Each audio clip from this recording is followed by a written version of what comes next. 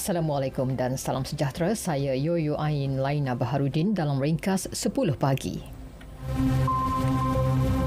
Perdana Menteri Datuk Seri Ismail Sabri Yaakob tiba di Washington DC untuk lawatan kerja 4 hari. Beliau tiba di Pangkalan Udara Andrew pada 8.16 minit pagi waktu Malaysia dan disambut Menteri Luar Datuk Seri Saifuddin Abdullah.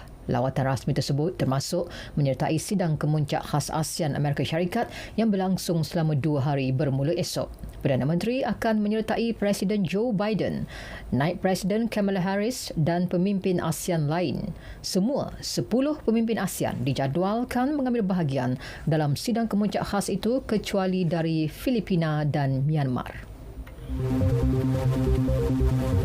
Sebanyak RM528.52 juta subsidi telah diperuntuk kepada lebih 2,000 penternak ayam daging dan penelur. Menteri Pertanian dan Industri Makanan Datuk Seri Dr. Ronald Kiandi berkata permohonan subsidi itu dibuka hingga 6 Jun.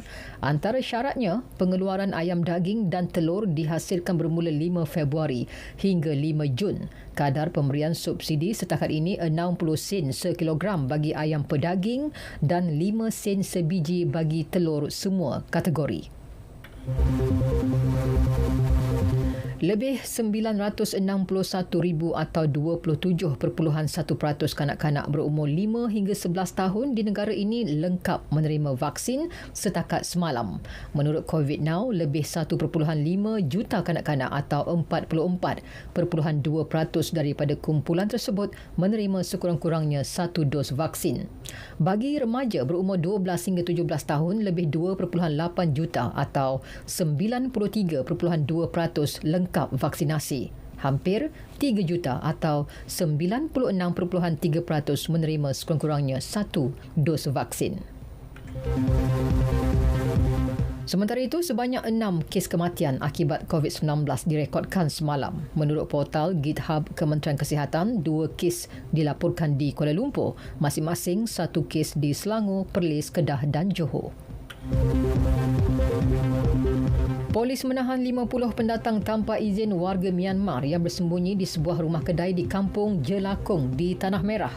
Turut ditahan 2 lelaki warga tempatan berusia 48 dan 65 tahun yang berada di dalam premis itu.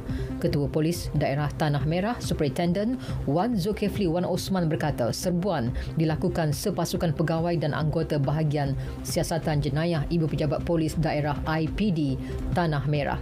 Pemeriksaan mendapati mereka tidak memiliki dokumen pengenalan diri yang sah. Sekian berita yang disunting oleh Siti Aisyah Melissa Yohanis dari Pusat Berita RTM. Assalamualaikum dan salam keluarga Malaysia.